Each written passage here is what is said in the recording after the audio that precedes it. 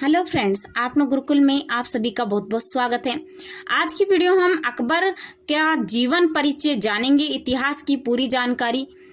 चलिए फ्रेंड्स शुरू करते हैं। अकबर को भारत का सबसे महान मुगल सम्राट माना जाता है। अकबर का पूरा नाम अबुल अल फतेह जलाल अलुद्दीन मोहम्मद अकबर है।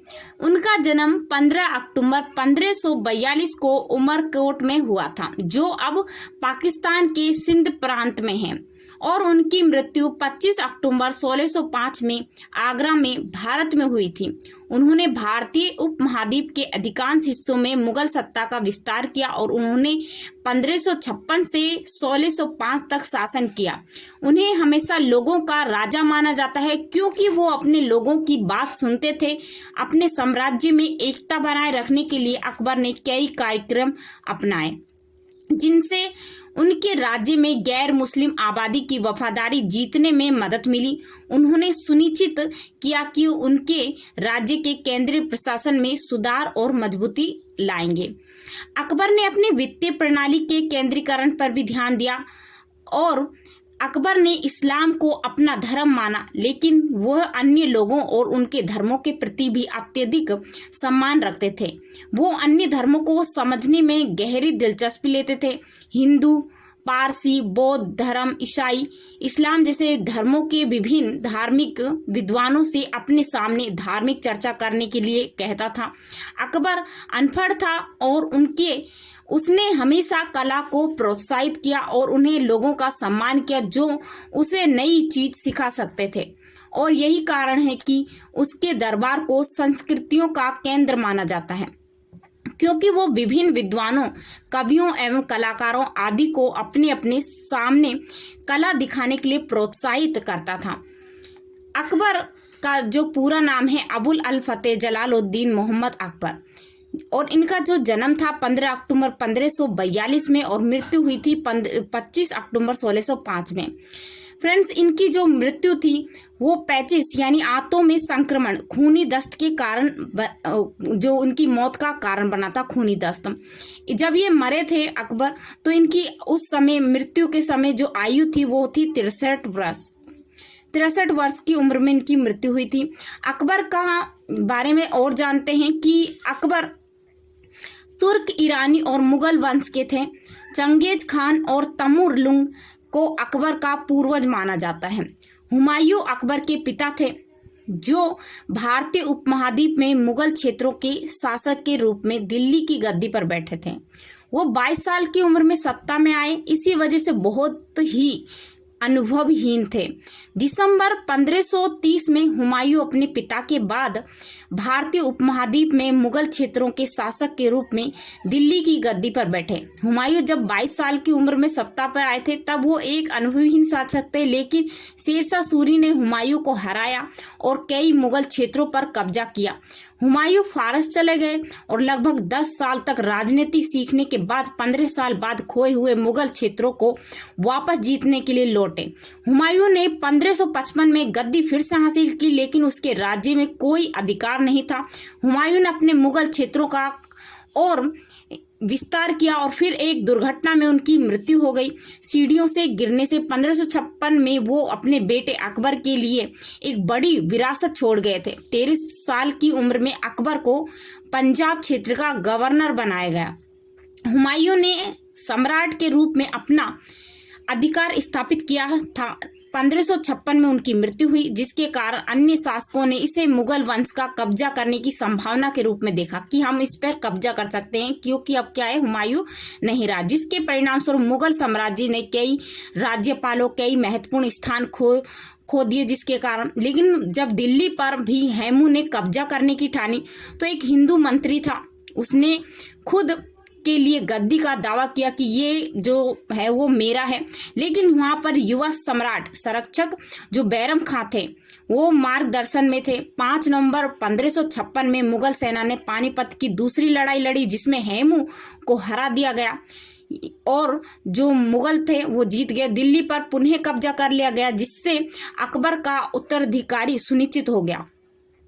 अकबर की पत्नी अकबर की 6 पत्नियां थीं। उनकी पहली पत्नी का नाम राजकुमारी रुकैया सुल्तान बेगम था, जो उनकी चचेरी बहन भी थी। उनकी दूसरी जो पत्नी थी अब्दुल्ला खान मुगल की बेटी बीवी थी। तीसरी थी जो नूर उद्दीन मोहम्मद मिर्जा की बेटी सलीमा सुल्तान बेगम थी।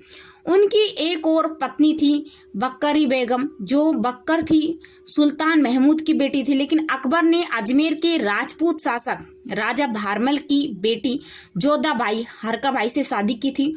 उन्हें मरियम उज्जबानी के नाम से भी जाना जाता है।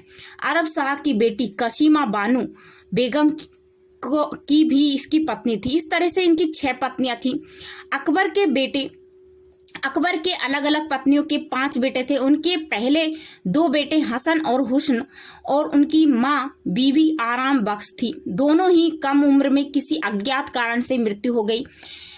अकबर के अन्य बेटे मुराद मिर्जा, दानियाल मिर्जा और जहांगीर थे। अकबर का सबसे प्रिय बेटा दानियाल मिर्जा था, क्योंकि उसे भी अपने पिता की तरह कविता में गहरी रुचि थी। 3 बेटों में से राजकुमार सलीम या जहांगीर ने अकबर के बाद मुगल वंश के चौथे सम्राट के रूप में पदभार संभाला।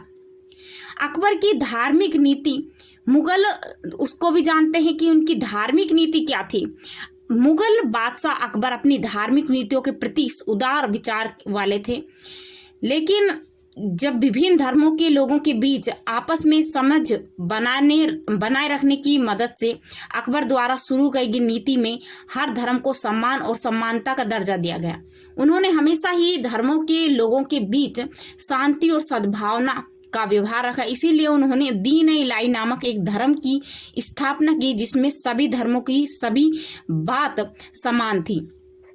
अकबर के समय धार्मिक सद्भाव के उठाए गए मुख्य कदम सभी के साथ धर्म की परवाह किए बिना सम्मान व्यवहार करना, ये सभी उनके गुण थे।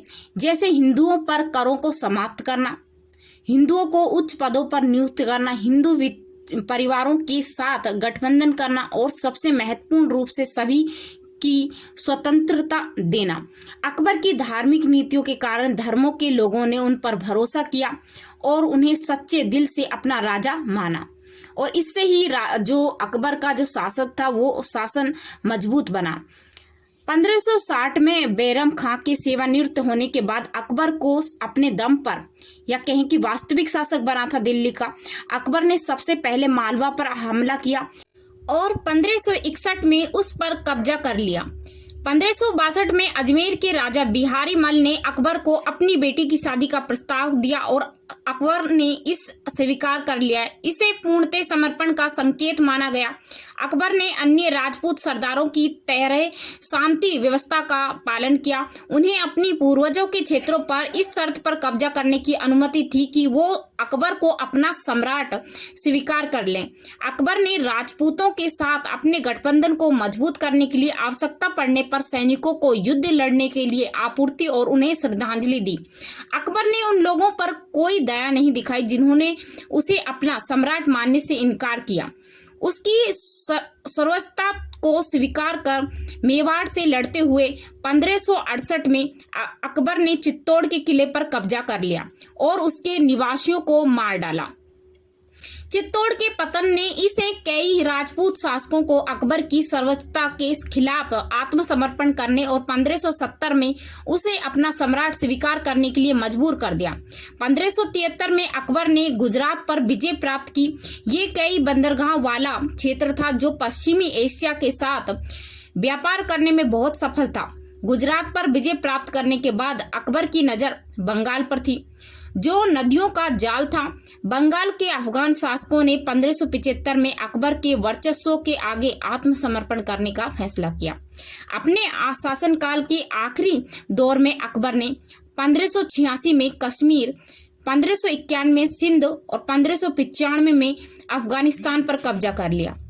उत्तर को पूरी तरह से जीतने के बाद मुगलों ने दक्षिण पर नजर गड़ा दी और 1601 में खानदेश, अहमदनगर और बरार का कुछ हिस्सा अकबर के साम्राज्य में शामिल हो गया।